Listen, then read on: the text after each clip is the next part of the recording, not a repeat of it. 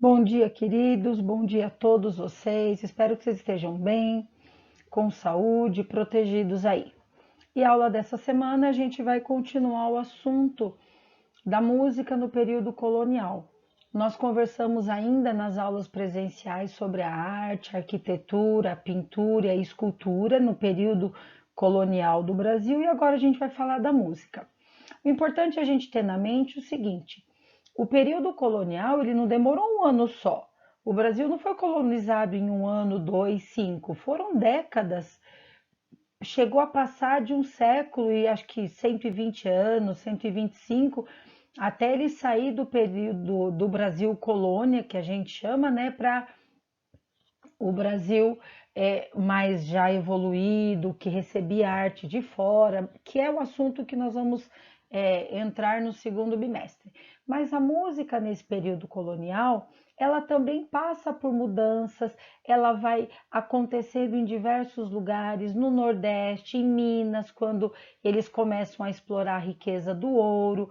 Então, essa música ela vai ter várias características. E eu separei as características por tópicos para ficar mais fácil da gente entender. O primeiro momento da música colonial foi chamado de intermediação religiosa.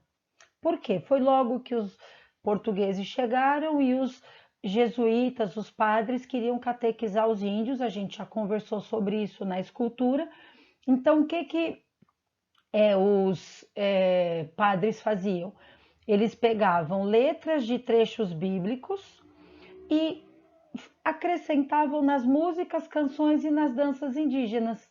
Então, olha lá, o índio tem uma dança para tal festividade. Naquela dança, naquela música, os jesuítas colocavam um texto bíblico na língua tupi. Não adiantava falar nem em português, muito menos em latim, como era a missa rezada antigamente. Então, eles transformaram a Bíblia, os textos bíblicos, na língua tupi, na dança, na canção e na língua tupi. Depois que os padres jesuítas fizeram isso, os índios foram catequizados, muitas dessas intermediações religiosas elas se perderam, mas o cateretê sobrou. Hoje ele não é mais uma intermediação religiosa porque ninguém precisa catequizar ninguém, mas a dança indígena, aquele movimento da dança indígena, ele permanece como cultura, como folclore da região. Então, até hoje, você tem o tipo de dança do cateretê, só que agora usado nas culturas do nosso interior do país. Essa música se mantém na cultura de determinadas regiões. O vídeo que você vai ver a seguir é a dança do cateretê. Você vai perceber que tem o violeiro, mas tem um grupo de pessoas que faz os passos certos da dança, o jeito de bater o pé, a marcação, faz a gente lembrar o seguinte: tinha uma dança ritual, que era a dança indígena, que hoje não é mais ritual, é só uma dança folclórica, que ficou até hoje como resquício dessa intermediação religiosa. Com vocês, o cateretê. Bom, em seguida da moda de viola vai o recortado. Vamos lá então. 2 com 2 é 4.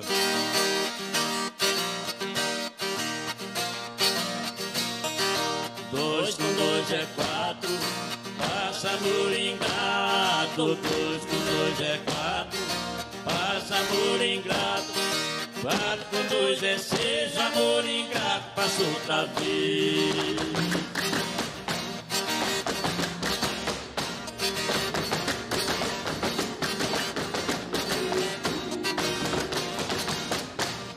Eu fui não sei aonde, mandado por ninguém. Eu fui não sei aonde, mandado por ninguém. Fui buscar não sei o que, para dar não sei pra quem.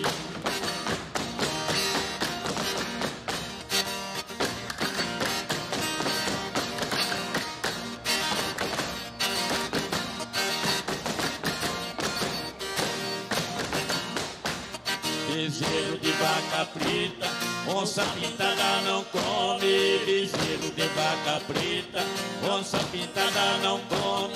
Em casa com moça feia, não tem medo de outro homem.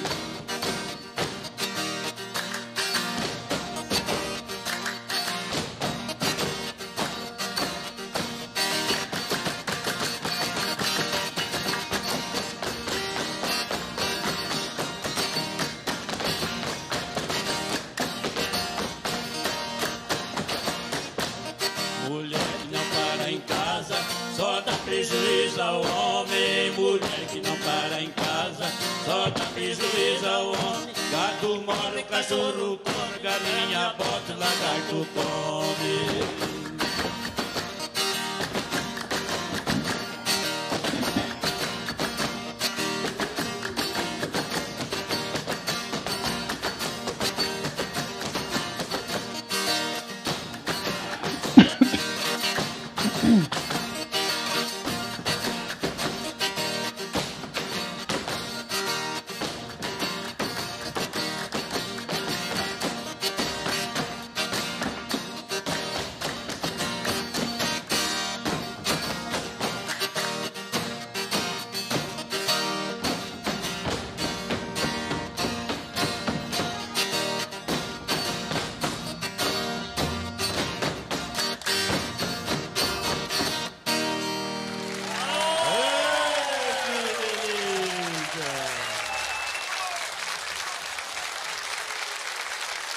Obrigado.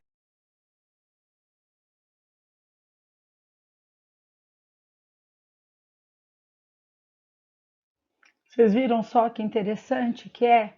Você tem um movimento, é sincronizado, tem os passos certos.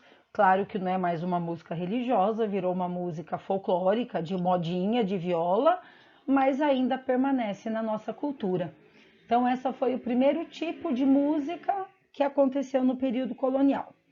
Nesse período todo, a gente também vai ter os mestres de capela e as modinhas. Eu separei por bloco.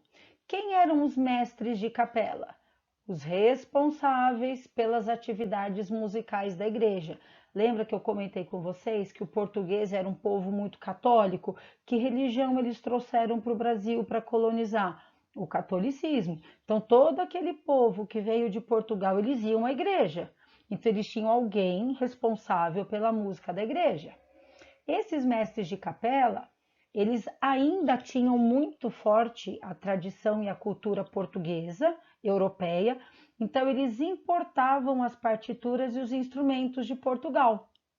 E o que eles ensinavam para esses índios? Além do que o padre queria catequizar e tornar religioso, eles ensinavam um tipo de música europeia, a música da missa europeia. Nisso já se passou um pouco de tempo, você já tinha muitos índios realmente católicos que se batizaram ao catolicismo, catequizados e etc. Então, os mestres de capela eram pessoas responsáveis pelas músicas da igreja. As músicas eram importadas de Portugal, os instrumentos também, e eles ensinavam a música europeia para esse índio que ainda era o nosso nativo aqui, que já estava se europeizando, vamos colocar essa palavra, né? Se fazendo parte ou se apropriando da cultura europeia.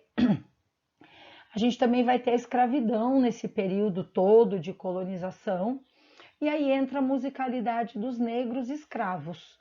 Como eles eram muito musicais, com ritmo já natural deles mesmos, essa musicalidade fez com que os negros, os que sabiam, né, música, instrumento, se tornassem os principais instrumentistas das pequenas orquestras e bandas privadas. Veja bem, pessoal, eles não deixaram de ser escravos, eles entretinham os seus senhores. Então, o senhor da fazenda ia dar um jantar para amigos, aquele negro que apanhou, suou na roça o dia inteiro, tomava banho, punha uma roupa mais apresentável, ia lá tocar o instrumento, né, para entreter os convidados, os seus senhores à noite, depois do jantar, numa festa, etc. Não pensa que porque eles tinham musicalidade, eles tinham privilégios. Não tinha, era um servicinho a mais que esse negro precisava desenvolver enquanto escravo. Mas essa musicalidade foi se incorporando na nossa música. A gente vai ver isso nos próximos slides já já. As modinhas, vamos lá falar das modinhas agora. Até o século XVIII, veja, o Brasil foi descoberto em 1500. Os colonizadores devem ter chegado por volta de 1580, perto de 1600, porque durante 100 anos Portugal só veio explorando. Quase 200 anos aí, ó, né? Bastante tempo. As peças musicais ainda eram trazidas de Portugal e os gêneros musicais, o que eles cantavam? Não era o nosso samba, a nossa música folclórica. Eles cantavam as óperas, que era o que era de mais atual na Europa, os minuetos e fandangos, e gente, fandango aqui não é o salgadinho, tá? Os minuetos e fandangos eram danças da corte. Então, lá em Portugal, o rei de Portugal ia dar uma festa para os seus cortesãos, eles dançavam os minuetos e os fandangos.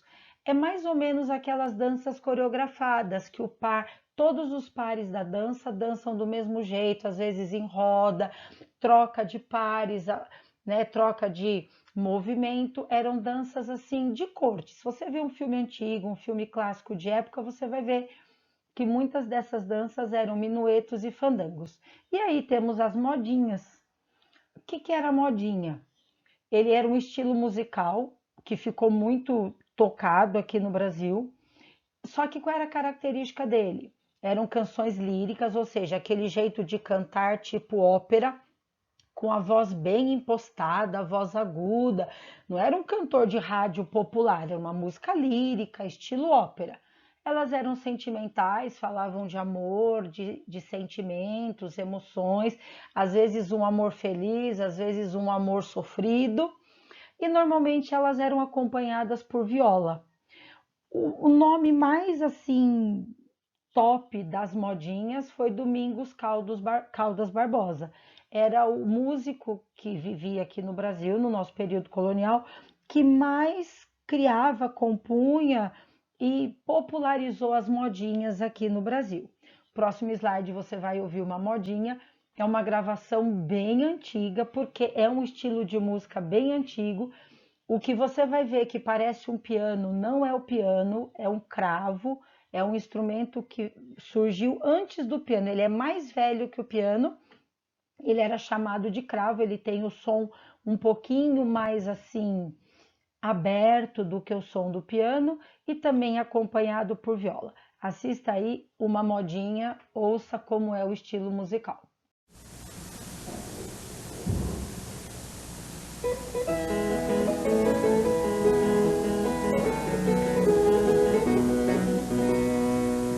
Você trata amor em brinco, amor para chorar. Você trata amor em brinco, amor para chorar. Veja lá com quem se mete, e não é para brincar. Que não é, que não é, que não é para brincar, que não é para brincar. Ai, amor, amor, amor, ai, amor, amor, amor. Você tomou amor, e não é para zombar, e não é para zombar, não é para zombar, não é para zombar. Amor vem manso, mansinho, no coração habitar. Amor vem manso, mansinho, no coração habitar. E depois de estar dentro, quer só ele as regras dar. Quer só ele, quer só ele, quer só ele as regras dar. Quer só ele as regras dar. Ai, amor, amor, amor, ai, amor, amor, amor. Vocês são bom amor, e não é para zombar,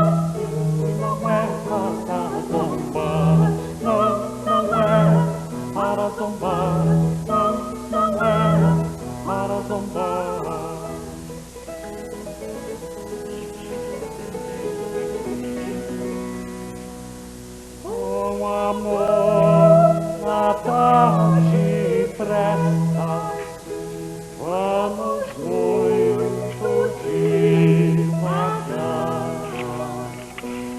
Com amor, nada depressa, vamos muito devagar. Porque como ele é criança, se correr pode cansar. Se correr, se correr, se correr pode cansar. Se correr pode cansar. Ai, amor, amor, amor, ai, amor, amor, amor. Oh, sem bom, bom, bom amor, e não é para zombar, e não é para zombar, não, não é para zombar, não, não é para zombar.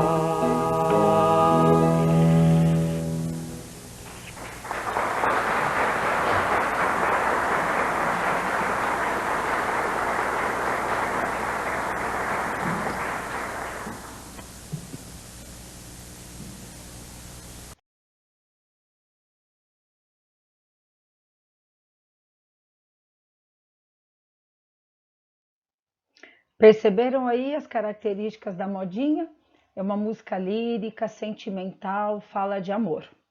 Muito bem, continuando na nossa música do período colonial, a gente vai ter a Escola Mineira.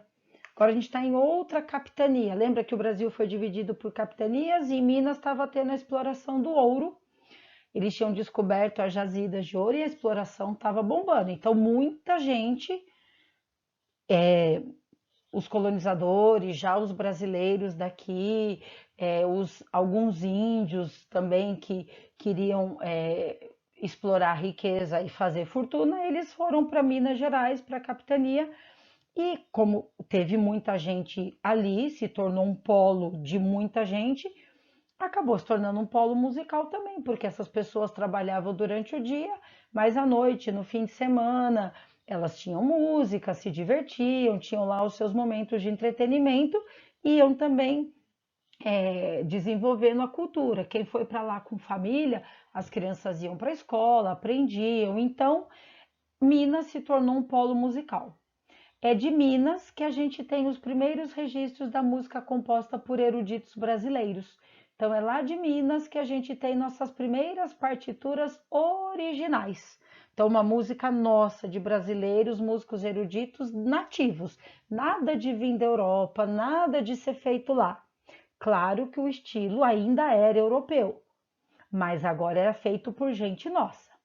Esses músicos da escola mineira, eles faziam várias coisas, atendiam as igrejas, prefeituras quando tinha evento, irmandades e festas. E o que eles faziam? Compunham, regiam, ensaiavam a comunidade, os corais da igreja. Eles eram os profissionais da música, os professores de música da época. Nesta escola mineira, a influência musical ainda é clássica, ainda é europeia, ainda é barroca, e os compositores que mais influenciaram a música da escola mineira foram Mozart e Haydn, que eram músicos europeus do período clássico. Na escola mineira, a curiosidade é a gente saber que daqui, então era assim, todo mundo saiu de onde estava, foi para Minas, para explorar o ouro. Depois que essa escola mineira ganhou força, com o tempo também a extração do minério foi perdendo um pouco aquele boom, né, que dá de um primeiro momento, eles voltaram para os seus lugares de origem, voltaram para as suas regiões de origem, e aí começou a se difundir esse tipo de música. Tranquilo com a escola mineira? Então vamos prosseguir. Vamos agora de Minas para Senzala. A música feita na senzala do período de escravidão, embora ela não tenha assim um peso de alguém dizer que pode, tipo, eu fui o negro livre que eu compus uma música, não, ele compunha, ele tinha música feita na senzala, não tinha nome, não tinha dono, ele não tinha importância, mas a música foi importante para o período colonial. porque ela originou essa mistura da música negra, indígena, europeia, ela originou os estilos que a gente tem hoje. As nossas músicas populares, as nossas danças e festejos que são executados no Brasil, no nosso folclore. Qual é o nome da música primeira? É o lundu. O lundu ele é o pioneiro nessa manifestação africana. Ele era feito em rodas de batuque, então o negro está lá no seu batuque à noite, no fim de semana, ele fazia a dança do lundu, a música lundu. Esse lundu ele ganhou ares de canção popular no fim do século XVIII. Olha quanto tempo para reconhecer que uma música feita na senzala tinha a sua popularidade. Nesse momento ela se mistura com as influências europeias. Então o lundu, é importante você saber isso, ele é considerado o primeiro gênero popular, tipicamente brasileiro, porque era o nosso negro com a música europeia que formou um estilo aqui do Brasil. O negro não tem esse estilo de mistura europeia lá na África. O europeu não tem o tipo de música africana lá na Europa. Mas aqui no Brasil, como eles estavam misturados, temos aí um gênero tipicamente brasileiro. O outro gênero também que é dessa música feita na senzala são as congadas. A congada, ela também recebe o nome de dança do coco ou de coroação dos reis do Congo. Vamos lá na definição das congadas. São as primeiras manifestações culturais em que se consta o sincretismo. Gente, sincretismo é quando você junta, você mistura o catolicismo, que era a religião que o português trouxe para cá, e as tradições africanas. Então, a congada ela vai falar de santos, de religiosidade, mas a dança, o ritmo, o passo, o movimento corporal é da dança africana. Tem um último vídeo, eu sei que essa nossa aula está extensa por causa dos vídeos, mas você consegue aí ouvir, ele é muito interessante.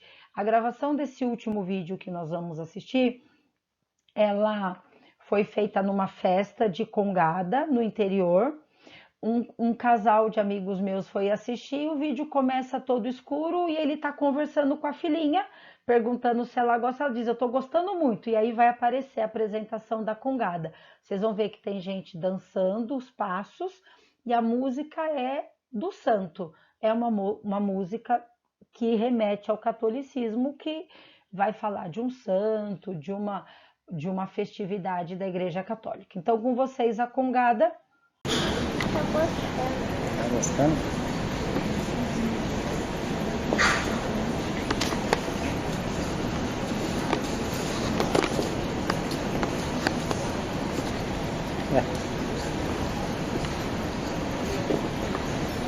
Só uma caixinha.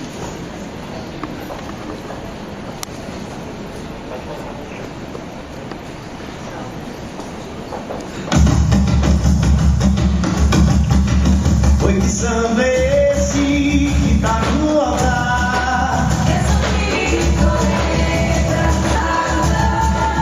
Oi, que samba é esse que tá no andor?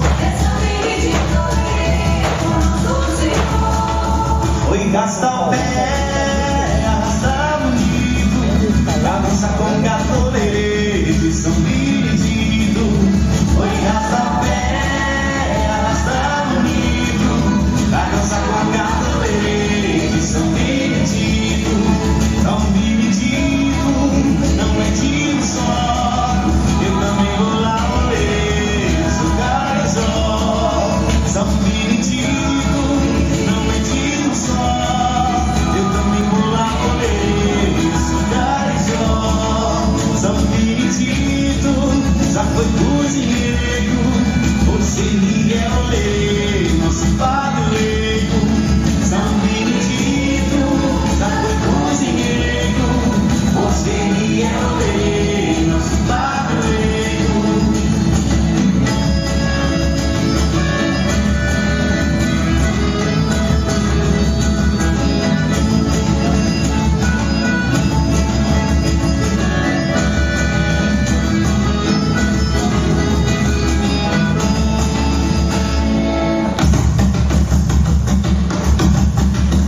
Oi, que samba é esse que tá no altar? Oi, que samba é esse que tá no andor? Oi, gasta o pé, arrasta bonito, pra dançar com cartoleiro de São Benedito. Oi, gasta o pé, arrasta bonito, pra dançar com cartoleiro de São Benedito. São Benedito, não é tiro só, eu também vou lá olhar, sou carizó. São Benedito, não é tiro só, eu também vou lá olhar, sou carizó. São Benedito, já foi cozinheiro, você Miguel Lei, nosso padroeiro. São Benedito, já foi cozinheiro, você Miguel Lei, nosso padroeiro.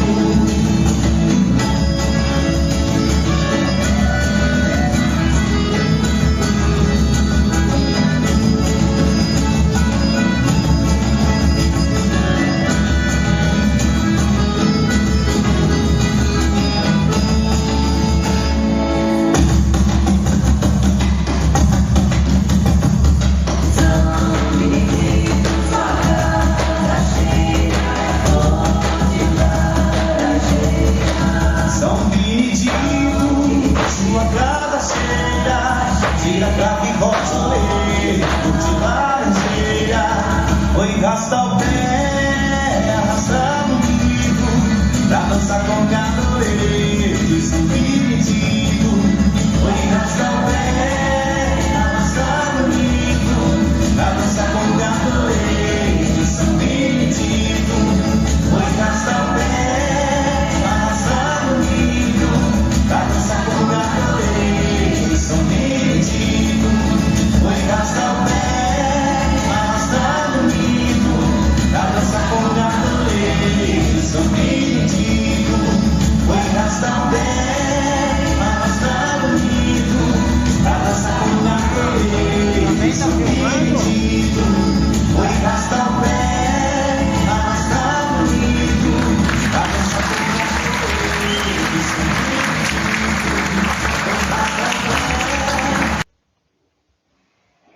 Vocês viram só como é cultural? Você tem o santo e o movimento africano. Essa é a congada. E pessoal, eu espero que vocês tenham compreendido bem a nossa aula. A gente vai se ver na próxima aula, né? Vamos entrar de férias agora, mas depois das férias nos vemos de novo. Não sabemos de que forma, presencial ou virtual, mas de qualquer maneira estaremos juntos aí. Um grande abraço para você e espero que você tenha um bom descanso e uma boa atividade dessa semana. Até!